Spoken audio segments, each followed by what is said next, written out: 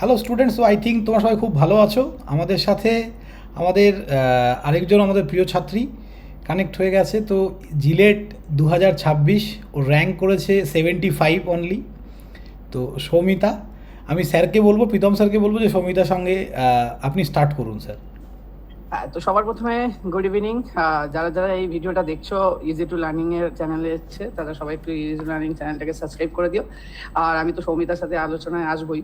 তো সৌমিতা এবছর একজন সাকসেসফুল ক্যান্ডিডেট, যার র্যাঙ্ক হয়েছে 75 এবং মার্কস হয়েছে 30 পয়েন্ট সামথিং। এবার ওই বলবে এক্স্যাক্টলি 30 পয়েন্টের পরে আমার মনে নেই, বা 30।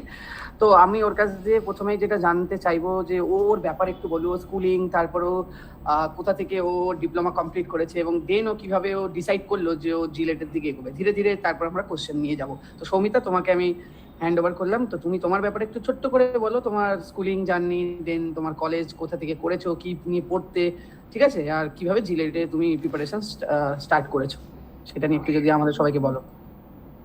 আমি সৌমিতা মানিক, আমার বাড়ি ঘাটাল, পশ্চিম মেদিনীপুর। আমি এইচএস এর পর যাদবপুর এপিসি রায় পলিটেকনিক থেকে ডিপ্লোমা পাস করেছি ইলেকট্রিক্যাল ইঞ্জিনিয়ারিং এ। আমি 2026 পাস আউট ব্যাচ। তারপর আসলে আমার ওয়েস্ট বেঙ্গল জয়েন্টে খুব ভালো র্যাঙ্ক আসেনি, তো সেই জন্য আমি জিলেটের দিকে ঘুরে গেছিলাম আর কি, ডিপ্লোমা করার সাথে সাথে। তার সাথে সাথে জবের একটা অপরচুনিটি ছিল ডিপ্লোমা করে, তো সেই জন্য সেখান থেকে। আচ্ছা, তো সৌমিতা, আমার এখানে একটা কোশ্চেন আছে তোমাকে, যে তুমি কি এটা ডিপ্লোমাতে ভর্তি হওয়ার প্রথম থেকেই জানতে যে জিলেট বলে কিছু একটা হয়, এবং আমাকে ডাব্লিউবিজেই এর মতো, মানে যেটা আমার হয়নি সাকসেসফুল ডাব্লিউবিজেই তে, সেটা আমি ডিপ্লোমা থ্রু দিয়ে প্রথম থেকেই জিলেটের দিকে ভেবে আমি সেটা থেকে বিটেক করব, এরকম কি পরিকল্পনা তোমার প্রথম থেকেই ছিল, মানে এপিসি তে ভর্তি হওয়ার পরেই? হ্যাঁ হ্যাঁ, জানতাম। আমি আমার দাদাও ডিপ্লোমা করেছে, সেখান থেকে বিটেক করেছে, তো সেখান থেকেই জানতাম যে ডিপ্লোমা করার পর বিটেক করা যায় জিলেটের থ্রুতে। আচ্ছা স্যার, কিছু কোশ্চেন একদম একদম, এই নলেজটা কিন্তু সবার থাকে না নর্মালি প্রীতম, অনেক স্টুডেন্টদের থাকে না। এটা তুমি লাকি। তো সৌমিতা, আমাদের সম্বন্ধে কোথা থেকে জানতে পারলে ইজি টু লার্নিং সম্বন্ধে? ইউটিউব থেকে। তারপর আমার কলেজের অনেক সিনিয়র ছিল, তারা ওখানে, আমি আসলে সেকেন্ড ইয়ারে আপনার কাছে পড়তাম, ইলেকট্রিক, মানে থার্ড সেমে, সেখান থেকে সেমিস্টার পড়তে। হ্যাঁ। আর সাথে সাথে ইউটিউবে আরো অনেক খোঁজাখুঁজি করেছি, তো দেখলাম যে হ্যাঁ ভালো রিভিউ, তো আমি ভর্তি হয়েছি। ওকে, তো জিলেট নিয়ে যদি একটু বলি, যে তোমার যে নাম্বারটা এসছে, এবার কোশ্চেন লেভেলটা নিয়ে তুমি আমাকে একটু বলো, যে তোমার কোশ্চেন দেখে ফার্স্ট হলে কি মনে হলো? তার আগে আরেকটা গুরুত্বপূর্ণ কোশ্চেন আমার মাথায়, সেটা আমি করে নিই, তারপরে এই কোশ্চেনটা করব। তো আমরা ইতিমধ্যে ওর কাছ দিয়ে জানতে পারছি যে ও 12 এ ডাব্লিউবিজেই দিয়ে ওখানে ওর ভালো না হওয়ার জন্য ও এসে ডিপ্লোমা থেকে স্টার্ট করে ও ভেবেছে যে আমি ইসে করব, মানে আমি জিলেট দেবো। হ্যাঁ, কিন্তু এই জিনিসটাই হচ্ছে ব্যাপার, যে ওর কাছ দিয়ে আমি এটাই জানতে চাইবো, ও তো ডাব্লিউবিজেই দিয়েছিল, ঠিক আছে, ভালো মেয়ে, ঠিক আছে, পড়াশোনায় এমনি ভালো, আমরা তো দেখেইছি সারা বছর ধরে। তো অনেকে হয় কি, আমি 12 দিয়েছি, আমি ডাব্লিউবিজেই তেও অ্যাপিয়ার করেছিলাম, সো আমি না 6 মাসে হয়তো পেরে যাব, কিন্তু আমি কিন্তু ওকে দেখেছি ও 1 বছর আগে থেকে প্রিপারেশন স্টার্ট করেছিল। তো আমার এটা সৌমিতার কাছে খুব জানা দরকার, যে কখন থেকে সে 12 হোক বা 10 দিয়ে আসুক বা আর্টস কমার্স দিয়েও, তো অনেক বন্ধু বান্ধবীরা তোর সাথে পড়ে ওর কলেজে, তো কখন একদম রাইট সময়ে তোর জিলেটটা স্টার্ট করা? কারণ যে কোশ্চেন লেভেল হচ্ছে সেটা নিয়ে তো এরপরে আসবে, যে স্যার যে কোশ্চেনটা করলো, কিন্তু তার আগে বল যে কখন থেকে পড়া স্টার্ট করা উচিত জিলেটের জন্য। আমি প্রথম থেকেই জিলেট নিয়ে সিরিয়াস ছিলাম, তো আমার ইচ্ছে ছিলই বিটেক করার, তো তাই জন্য আমি একদম প্রথম থেকেই নিয়েছিলাম ব্যাচটা। আমার মনে হয়েছে পার্সোনালি, যদি কারোর মানে সায়েন্সের যে ফিজিক্স, ম্যাথ, এই সাবজেক্টগুলো কারোর যদি একটু লো ফিল হয়, তো তার 2 বছর আগে থেকে নেওয়াটাই আমি বেটার প্রেফার করব, কারণ আমিও যদি নিতাম তো আজকে আমার আরো ভালো র্যাঙ্ক হতে পারতো মেবি। তো এবার যে কোশ্চেনটা, হ্যাঁ তুই 1 বছর নিয়েছিস এবং কোশ্চেন লেভেলও আস্তে আস্তে দেখতে পাচ্ছিস রিলেটেড কেমন হচ্ছে, তো সেই বিষয়ে যদি একটু বলিস, বা তুই ভাই বোনদের যারা কিনা পরবর্তীকালে অ্যাপিয়ার করবে জিলেট, তো তাদেরকে কি তুই কি অ্যাডভাইস দিতে চলেছিস? জিলেটের লেভেলটা আস্তে আস্তে বাড়ছে, কিন্তু আমার যেটা মনে হয় যে জিলেট যতই কঠিন হোক, ওখানে কম্পিটিশন ওয়েস্ট বেঙ্গল জয়েন্টের তুলনায় অনেকটাই কম। সেই জায়গা থেকে কোশ্চেন যেমনই হোক, মাথা ঠান্ডা করে এক্সাম দেওয়াটা খুবই দরকার। যদি তুমি মাথা ঠান্ডা করে এক্সাম দাও, তো তোমার ভালো র্যাঙ্ক হবেই। আমি একটা জিনিস ওর মধ্যে পজিটিভ দেখেছি, কনসিস্টেন্সি। ও কিন্তু সবসময় ক্লাসে আসতো, রোদ বৃষ্টি ঝড় সবসময় ক্লাসে আসতো, এটা একটা খুব ভালো। দিয়ে ও এক্সাম হলে ম্যানেজ করলে কি করে ওই কোশ্চেনটা, মানে হ্যাঁ, তুমি মানে ধর দেখে math কি করতে হয়েছিল, 45 মানে আছে তো ফার্স্ট মানে ফিলিংস কি ছিল, তারপর কি করলে একটু বলো। তো ফার্স্টে আমি প্রীতম দা জানে আমি ম্যাথে খুব একটা ভালো না, প্রীতম দা আমাকে কোনোদিন জোরও করেনি ম্যাথে, ওটা আমার খুব ভালো লেগেছে যে না আমি না মানে যেভাবে এইটা আমি তোকে এখানে একটুখানি জিজ্ঞাসা করি, মানে অনেকের তো এরকম হতেই পারে যে প্রীতম দা, মানে এটা একটা মানে রয়েছে মানে মার্কেটে যে প্রীতম দা ম্যাথ করায়, ম্যাথের উপরে অনেক ডিবিবি দেয়, খুব প্রেশার ক্রিয়েট করে।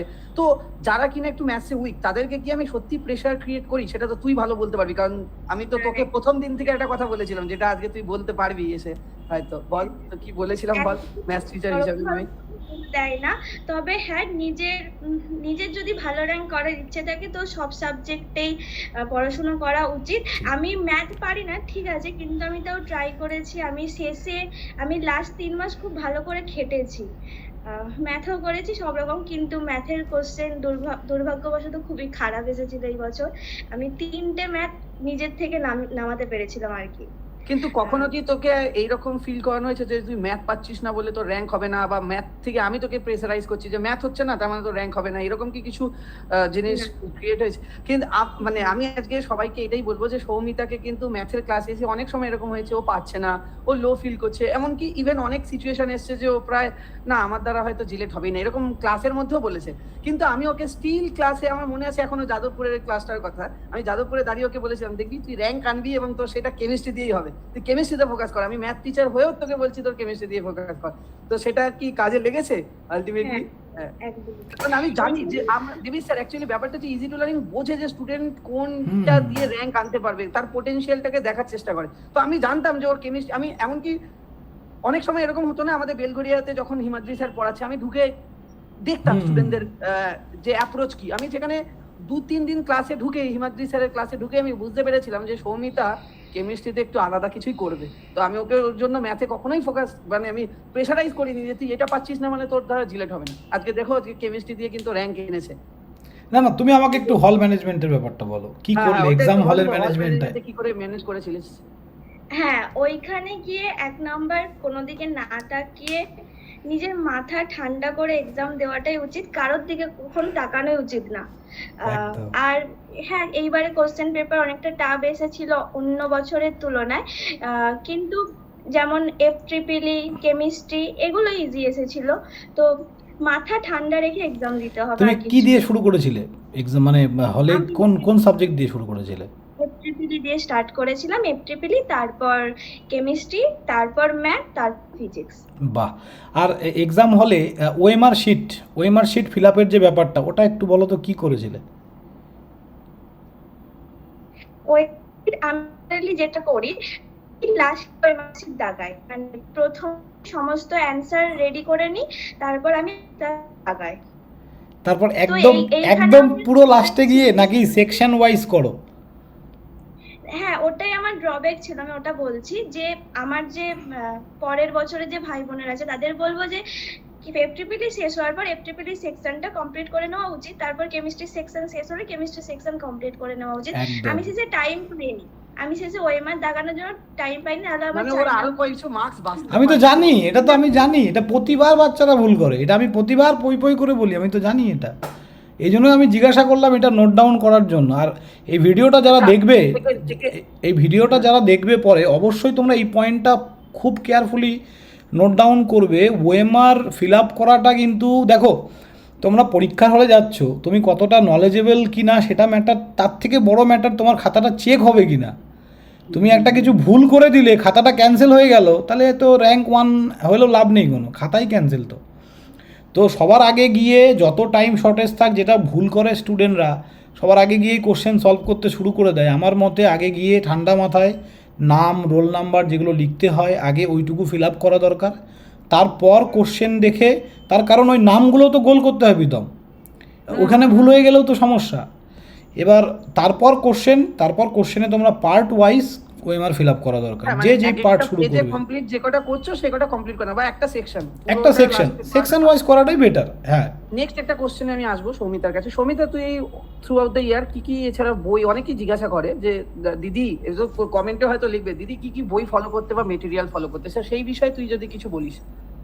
আমার আপনাদের কোচিং থেকেই যা দেওয়া হয়েছে সেখান থেকেই পড়তাম। আর আমার ওয়েস্ট বেঙ্গল জয়েন্টের কিছু বই ছিল, মানে বই বলতে ওই প্রিভিয়াস ইয়ারের কোশ্চেন, তার সলিউশন, এইরকম কিছু ছিল। আমি সেভাবে সেই রকম বইয়ের কিছু নাম বলতে পারবে? কেন কমেন্টে কিন্তু আসবে যে সৌমিতা দি আমাকে বইগুলো স্পেসিফিক নাম বলে, এটা আগের কমেন্টেও এসেছিল, আমি দেখছিলাম, তো সেই ক্ষেত্রে আমি জিজ্ঞাসা করছি।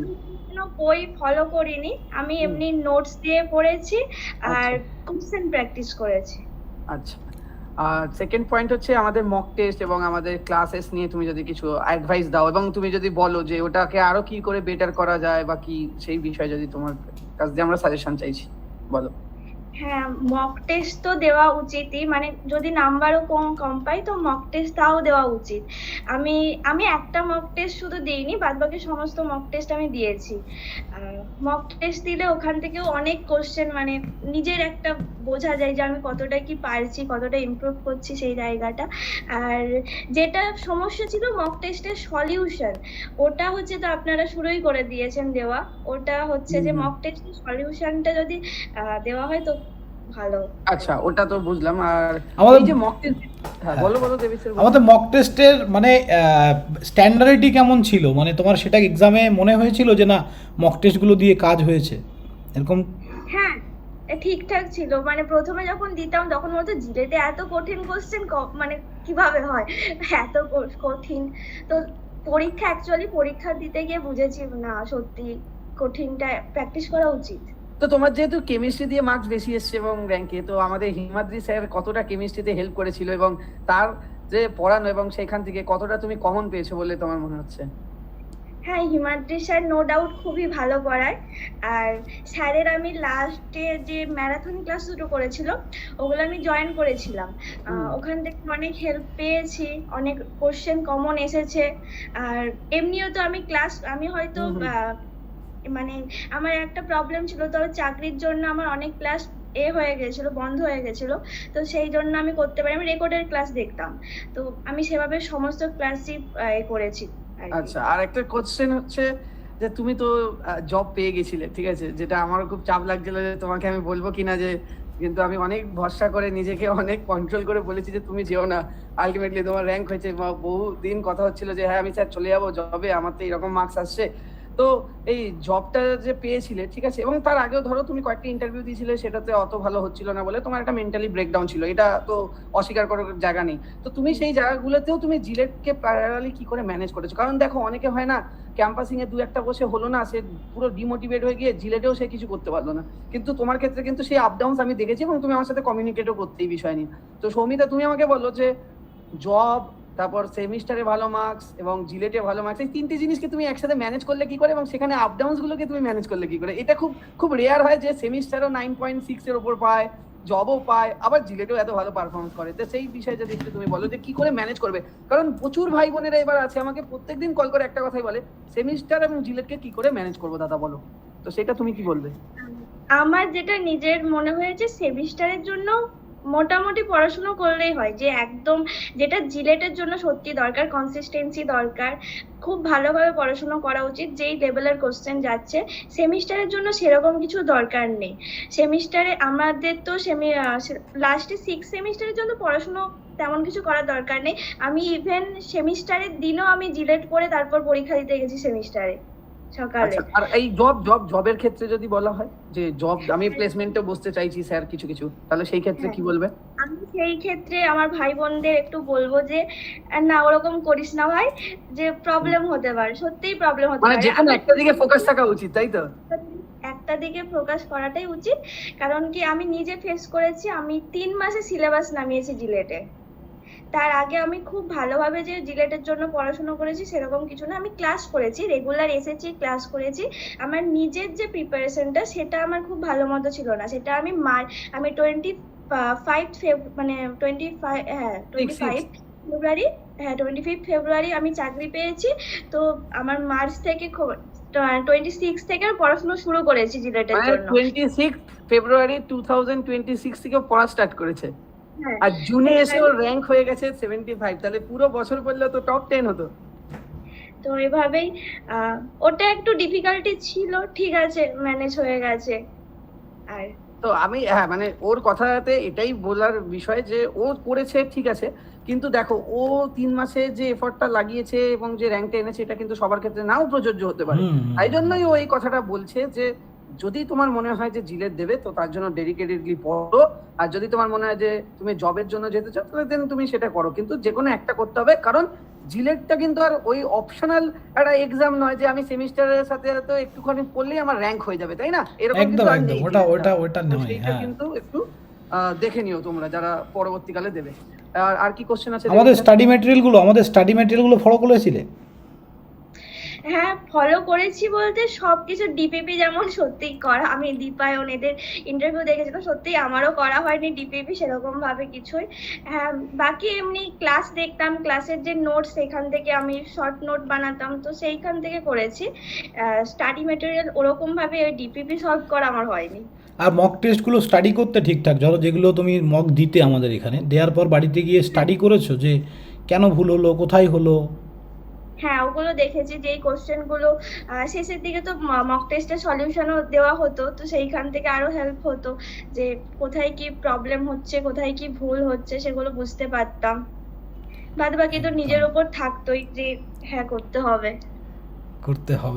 তাহলে এখান থেকে খুব গুরুত্বপূর্ণ 3-4টে পয়েন্ট আসলো যে তোমাকে মিনিমাম 2 বছর বা 1 বছর আগে থেকে প্রিপারেশন নেওয়া উচিত। সেকেন্ড পয়েন্ট যেটা সৌমিতা বললো যে জীবনে যদি কিছু পেতে চাও তাহলে একটা দিকে লক্ষ্য রাখা উচিত, মানে জব, ক্যাম্পাসিং বা জিলেট একসাথে প্যারালালি চালানোটা খুব ডিফিকাল্ট যে লেভেলের কোশ্চেন হচ্ছে। তৃতীয় পয়েন্ট হচ্ছে কোনো সাবজেক্টকে সিলেক্টিভ ভাবে পড়ে যেও না, ঠিক আছে? হ্যাঁ, কারোর কেমিস্ট্রি ভালো লাগতে পারে, ম্যাথ ভালো লাগতে পারে, কিন্তু ও বললো এই কথাটা কিন্তু শুনেছো যে ও কিন্তু ট্রাই করেছিল ম্যাথসে, ঠিক আছে? এরকম না যে ও পারছে না বলে পুরো ছেড়ে দিচ্ছে। অনেকে হয় না কি আমি পুরোটাই এইভাবেই যাবো যে আমি কেমিস্ট্রি ফিজিক্স দিয়ে নাম্বার আনবো, এই মেন্টালিটি কিন্তু সৌমিতার মধ্যে ছিল না। সে সৌমিতা ট্রাই করেছে, এবার সেখান থেকে যেটা থেকে মার্কস আসে, কিন্তু এরকম ছিলই না কখনো ক্ষেত্রে। এটা কিন্তু কেউ নেগেটিভ ভাবে বা এটাকে অ্যাজ এ অ্যাডভান্টেজ হিসেবে নিও না যে সৌমিতা দি তো কেমিস্ট্রি দিয়ে র্যাঙ্ক করে ফেলেছে, আমিও তাহলে করতে পারি। ব্যাপারটা তা নয়, ও প্রত্যেকটা সাবজেক্টকেই সমান গুরুত্ব দিত, কিন্তু কারোর ক্ষেত্রে কোনো সাবজেক্টে হয়তো সেই লেভেলে নাও যেতে পারে, কোনটা দিয়ে র্যাঙ্ক আসবে কেউ জানবে না, কিন্তু এফর্ট কিন্তু দিয়েছে। এরকম না যে ও পুরোটাই ম্যাথটাকে বাদ দিয়ে শুধু কেমিস্ট্রি পড়তো সারাদিন ধরে, এটা কিন্তু নয়, ঠিক আছে? তো এটা একটা গুরুত্বপূর্ণ কথা। আর কি বলবো, মক টেস্ট দিয়েছে, আমি কিন্তু এইটুকুনি দেখেছি একটা মক টেস্ট ছাড়া কিন্তু সবকটা মক টেস্ট দিতে আসতো অ্যাটলিস্ট। না না, কনসিস্টেন্সি ছিল, হ্যাঁ, মানে অফলাইনেই দিতে আসতো, এরকম না যে অনলাইন থেকে দিয়ে দিচ্ছে, এরকম না, ঠিক আছে? তো এই জিনিসগুলো কিন্তু মেনটেন করতে হবে। আর দেবী স্যার কি বলবে? আর তোমার আগামী দিনগুলো খুব ভালো কাটুক। আর অবশ্যই তুমি কেমিক্যাল চাইছো, তুমি অনেকদিন ধরে আমার সাথে কমিউনিকেট করছো। সার্কিটাল ব্রাঞ্চ এখন চাইছো? আচ্ছা, সার্কিটাল ব্রাঞ্চেও তুমি পেয়ে যেতে পারো, বা কাউন্সিলিংটা একটু ঠিকঠাক করে করতে হবে, ঠিক আছে? আর যা যা ডকুমেন্ট আছে এই জিনিসগুলো জমাও, মানে জোগাড় করো এবং রেডি করে রাখো। আর তোমার সাথে তো অবশ্যই আমাদের ফেস টু ফেস দেখা হবে, আমাদের প্রোগ্রাম এর অ্যানাউন্সমেন্ট আমরা যখন করে দেবো তখন তোমার কাছে ইনভিটেশন যাবে। আর এইভাবেই এগিয়ে যাও। আর আমি চাইবো যে তুমিও তোমার আশেপাশে যারা ভাই বোনেরা আছে তাদেরকে গাইড করো, যাতে জীবনে তারাও তোমার মতো সাকসেসফুল হয়।